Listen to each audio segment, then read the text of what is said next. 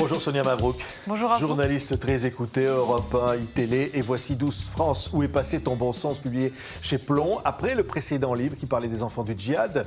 D'ailleurs, ça vous inquiète en ce moment, ce qui se passe en Syrie, avec ces familles de djihadistes aujourd'hui dans la nature? Oui, c'est une menace qui inquiète tout le monde, et en particulier la France. Des centaines de djihadistes, de familles de djihadistes français dans la nature. C'est potentiellement autant, il faut bien le dire, en faisant attention, parce que je ne parle pas des enfants, mais de bombes à retardement. Des experts du renseignement et de l'antiterrorisme l'avaient dit, ces djihadistes-là, quelques années plus tard, sont des véritables menaces pour le pays. Et se pose la question, est-ce qu'il faut les laisser sur place ou est-ce qu'il faut les ramener pour les judiciariser? Je vous avoue, c'est une question très sensible. Oui, aujourd'hui, ils s'échappent de ces prisons kurdes à cause de la guerre menée par la Turquie. Jusqu'où cela représente véritablement un danger aujourd'hui pour le retour de Daesh? Eh bien, écoutez, c'est d'abord le chaos et la confusion dans cette région qui est en plus une poudrière. Donc vous ajoutez finalement la guerre à la guerre. Ça donne une situation qui est comparable à ce qui s'était passé en Irak après la chute de Saddam Hussein, où des anciens finalement dirigeants de Saddam Hussein ont permis l'émergence de Daesh, de l'organisation terroriste État islamique. Et malheureusement, c'est ce que l'on peut craindre aujourd'hui dans le Kurdistan syrien. Et aujourd'hui, on entend, et ça fait débat et polémique, Éric Zemmour débattre avec Mohamed Sifouaoui sur une chaîne de télévision de l'islam. Ce débat-là, pour vous, est tronqué ou réel? Ce débat-là est surtout hystérisé. C'est ça le problème. Ça ne veut pas dire qu'il ne faut pas le tenir. Ce débat, il faut le tenir. Il faut accepter les outrances, il faut accepter les approximations. Mais je pense qu'il faut qu'il se tienne.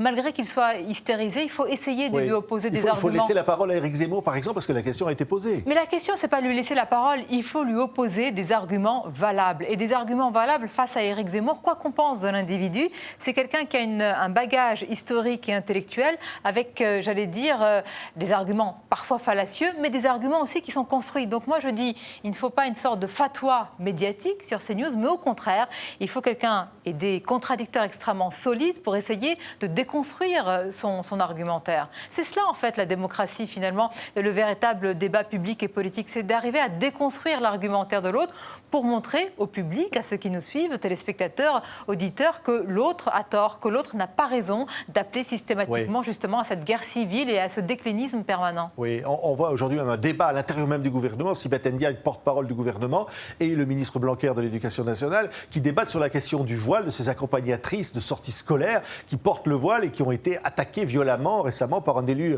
du Rassemblement national. Ce débat-là, aujourd'hui encore sur le voile, vous étonne?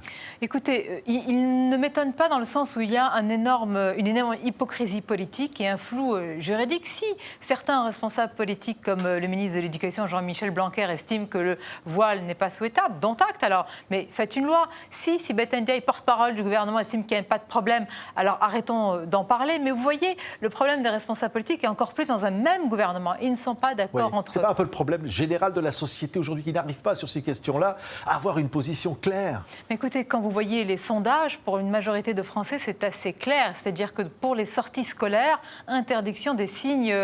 comme on dit ostentatoire, des signes religieux. Donc si on voit la majorité de l'opinion, elle est assez claire et tranchée sur ces sujets-là. Ça ne veut pas dire qu'il faut la suivre, mais ça veut dire qu'il y a quand même une véritable interrogation que vous ne pouvez pas laisser en suspens. Oui, aujourd'hui, vous publiez ce livre, je le disais, Sonia Mabrouk, Où est passé ton bon sens? Vous vous adressez finalement d'être une lettre ouverte à la France d'aujourd'hui, que vous dites au fond déboussolée. Ça veut dire quoi? Vous dites au fond, la France devrait se ressaisir de quoi finalement? Se ressaisir, je ne sais pas, mais en tous les cas, moi j'aimerais apporter une modeste contribution par rapport au bon sens. C'est un éloge du bon sens. J'ai l'impression que parfois, mon pays d'adoption qui est la France, a perdu un petit peu cette boussole et va sur le chemin du non-sens. D'ailleurs, il suffit de parler aujourd'hui de bon sens pour qu'on vous regarde un petit peu avec un regard étonné et on vous dise mais le bon sens c'est désuet, c'est ringard, ce sont des valeurs un petit peu mises de côté, dégradées. Ce n'est pas mon avis. Oui, alors par exemple, vous dites, je vous cite, l'antiracisme poussé à son paroxysme est en train de miner nos sociétés. Vous le pensez vraiment? Oui, c'est un exemple parmi d'autres. Je pense que les arguments aujourd'hui de l'antiracisme ou des antiracistes ne nous permettent pas justement d'aborder des sujets sensibles et de les aborder avec raison. Moi, je dis toujours qu'il faut, sur ces sujets-là, surtout, ne pas faire l'autruche. Et ce n'est pas stigmatiser l'autre, quel que soit l'autre d'ailleurs, en parlant de ces sujets, parce que quand il y a derrière une véritable volonté d'apporter des réponses, et ça rejoint votre question tout à l'heure par rapport à Éric Zemmour, on ne peut être que, animé de bonnes intentions. Oui, la question, l'assimilation ou l'intégration, vous dites l'intégration, oui. l'assimilation, c'est autre chose. Oui, Finalement, moi, vous n'êtes pas d'accord avec ça? C'est un avis personnel. Moi, je suis une adepte de l'intégration parce que j'estime aujourd'hui que quand on perd ses racines, quand on perd de vue son origine, quand on perd de vue finalement ce bagage culturel, eh bien, c'est quelque chose en moins. Moi, je suis binationale, franco-tunisienne, et l'intégration en France m'a été facilitée parce que je n'ai pas laissé mon bagage, j'allais dire, oriental, mon bagage maghrébin, tout ce que ma culture tunisienne et méditerranéenne m'a apporté. Au contraire, ça a été une harmonie et puis une synergie avec la France. Vous avez des mots très forts pour la francophonie. Vous dites, je vous cite encore, la langue est une arme d'intégration massive. Ah oui. Et ça, au fond, vous évident. vous défendez, vous dites on ne le fait pas assez. Vous dénoncez d'ailleurs les coupes budgétaires, vous avez été élevé au lycée français de Tunis, vous dénoncez tout ça. Mais je suis toujours étonnée. En France, on dit mais regardez, c'est une catastrophe, notre influence décline, nous n'avons plus la même aura sur la scène internationale, mais nous contribuons à cela. On se tire nous-mêmes une balle dans le pied en n'aidant pas cette francophonie, tout ce réseau de lycées étrangers formidables à qui justement on coupe les budgets. Et puis, il faut mettre en valeur nos artistes, nos écrivains francophones, africains. C'est une richesse inouïe, vous le savez autant que moi. Enfin, je veux dire que ce sont les meilleurs ambassadeurs de notre langue. Oui, alors au fond, vous prenez le contre-pied parfois d'une pensée dominante. Hein. Vous dites souveraineté, ben non, c'est pas un gros mot. Vous dites le sacré dans la société, oui, il en faudrait davantage.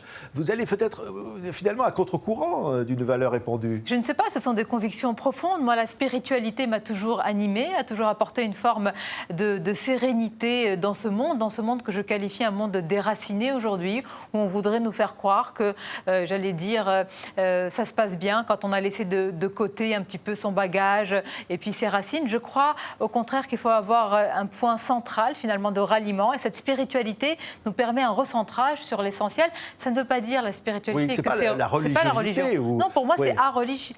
C'est même presque l'inverse des convictions religieuses, puisque la spiritualité vous permet de prendre la distance par rapport à la religion et de pouvoir embrasser toutes les religions. Oui, mais au fond vous dites il faudrait que la France réaffirme ses valeurs chrétiennes. Vous le dites ça. Mais c'est pas contradictoire avec ça. Enfin, la France a des racines chrétiennes, ça se voit dans ses paysages, ça se voit dans la littérature. Pour moi, c'est toujours étrange qu'on en fasse encore un point tabou et aujourd'hui polémique. La France a des racines chrétiennes, il faut les assumer. Ça ne veut pas dire qu'elle n'est pas riche des autres communautés, des autres cultures. Oui, vous parlez de réenracinement.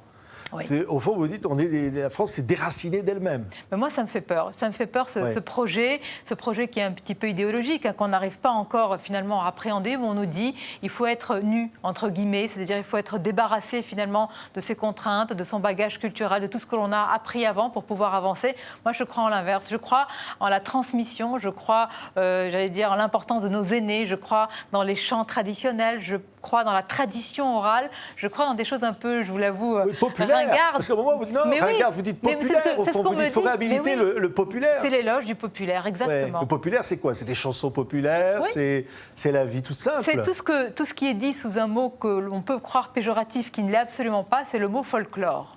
Voilà. Moi, j'aime le folklore parce que ce sont les traditions, ce sont les rites, ce sont les chants rituels. C'est tout ce qui nous a constitués, nous tous, et qui est un plus indéniable. Un mot avant de se quitter. Vous êtes né en Tunisie. La Tunisie s'est donné un nouveau président. Comment vous voyez ce pays aujourd'hui? Comment on va porter l'élan révolutionnaire dans votre pays? Avec beaucoup de défis. On ne va pas faire de procès d'intention à ce nouveau président, qui est un professeur d'université, présenté comme étant conservateur quand même sur des sujets de société qui me tiennent à cœur, comme l'égalité femmes-hommes et puis d'autres sujets. Je suis avec beaucoup d'intérêt ce qui se passe en Tunisie. Je crois qu'il n'a pas le droit à l'erreur. Il a vu ce qui s'est passé. C'est un pays qui a été traversé par une révolution, qui est traversé par de profondes tensions et convulsions. Je pense qu'il sait qu'il n'a pas le droit à l'erreur. Merci Sonia Mabrouk. Ça s'appelle 12 France, donc publié chez Plomb, lettre ouverte à un pays déboussolé, je vous le conseille. Merci Sonia d'avoir été notre invitée.